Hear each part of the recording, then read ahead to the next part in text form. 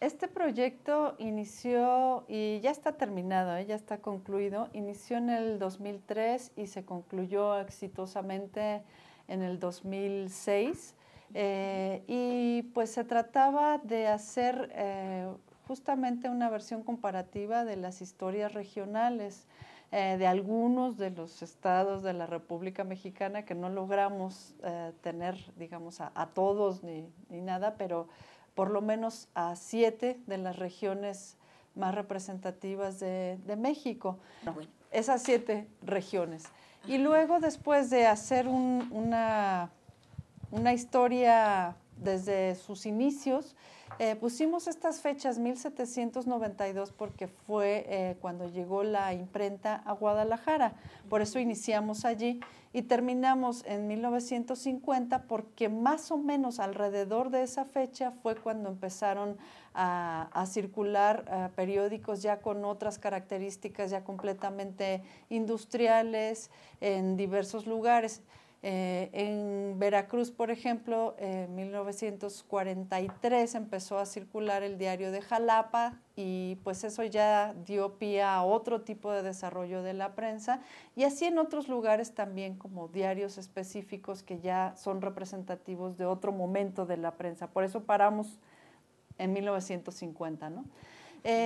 Y pues esto dio una reflexión muy interesante, porque al final tratamos de hacer esta comparación de las regiones, ¿no? Y que ese era el sentido de este proyecto, además de hacer esta historia más o menos general que tomó pues un largo tiempo de este proyecto, y luego la reflexión comparativa de cómo habían nacido, cómo se habían desarrollado, si habían tenido un desarrollo más o menos parecido, cuáles eran las diferencias, y las características regionales que había tenido la prensa, pues básicamente en el siglo XIX y la primera mitad del siglo XX.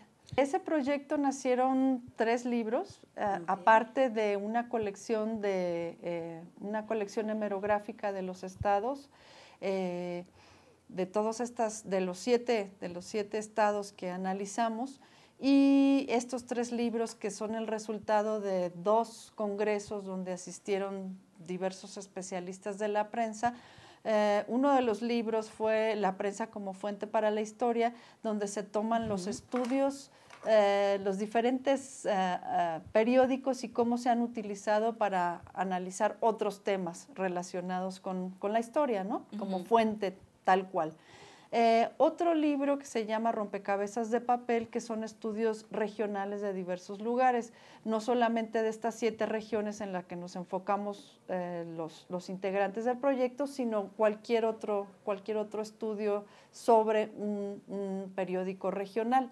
Y finalmente 7 regiones de la prensa en México, que es el resultado principal de este proyecto, donde están las historias particulares de esos estados, más la visión comparativa, la primera visión comparativa, digamos, que tuvimos.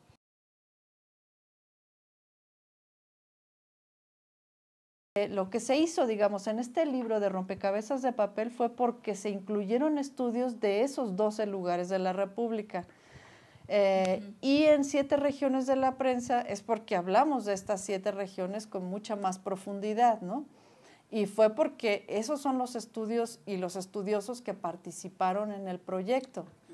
Solamente esas regiones, pero no tratamos de decir que todo el país se puede dividir en esas regiones periodísticas.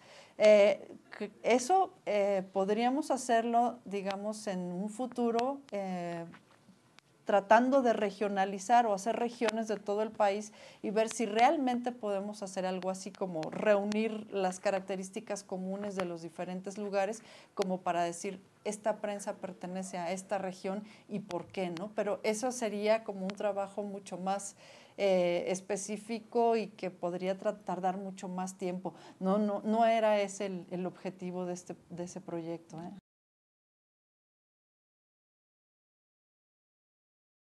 Y esto tiene que ver con las características históricas de las regiones. Por ejemplo, la prensa de Sinaloa en algún momento estuvo unida, digamos, con Sonora, porque eran los estados de Sonora y Sinaloa. Entonces, bueno, ahorita por fines de investigación podríamos, digamos, partir y decir solo hablaremos de los periódicos publicados en Sinaloa, ¿no? Pero la región periodística, pues sí tendría que comprender, digamos, Sonora y Sinaloa. Ese es un ejemplo, ¿no? O por ejemplo, Guadalajara, Jalisco. Y digo Guadalajara porque es un ejemplo clarísimo del centralismo que existe en esa región, ¿no? Que casi todos los periódicos se publicaron en Guadalajara y muy poco fuera. Pero Jalisco en algún momento, sobre todo durante todo el siglo XIX, hubo un séptimo cantón de Jalisco que incluía a Tepic, ¿no? Que ahora es Nayarit, pero en ese momento era parte de Jalisco. En algún momento Colima fue parte de Jalisco. Entonces, bueno, pues todos esos periódicos, digamos que tenían como un carácter muy parecido, con características parecidas, y podríamos decir que comprenden una región periodística, ¿no? O muchas veces algunos de los periódicos que se publicaron, digamos, en el norte de Jalisco tienen mucho más que ver con Zacatecas, por decir algo, o hasta la fecha, ¿no? Muchos de los poblados que están más cercanos de Zacatecas, pues son de Zacatecas, aunque sean políticamente de Jalisco, ¿no? Esto ocurre también en Veracruz, igualmente, ¿no? Hay, por ejemplo, periódicos que se publicaron en Orizaba que están mucho más cercanos a Puebla, ¿no? Que incluso se imprimieron en Puebla, ¿no? Entonces, bueno, pues sí son de Veracruz, pero culturalmente, digamos, podríamos decir que pertenecen más bien a Puebla, ¿no? Entonces, esto nos mete en unos embrollos muy serios y esto tiene que estar históricamente conformado, ¿no? No podemos hablar de que en todo momento fue así o que ahora es así, sino que tendríamos que hablar de diferentes momentos, ¿no?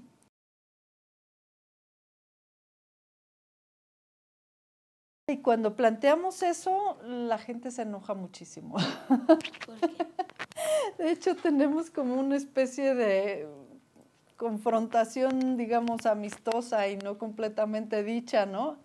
Todavía entre los investigadores que se abocan a la historia de la prensa desde la Ciudad de México y los de fuera de la Ciudad de México, ¿no?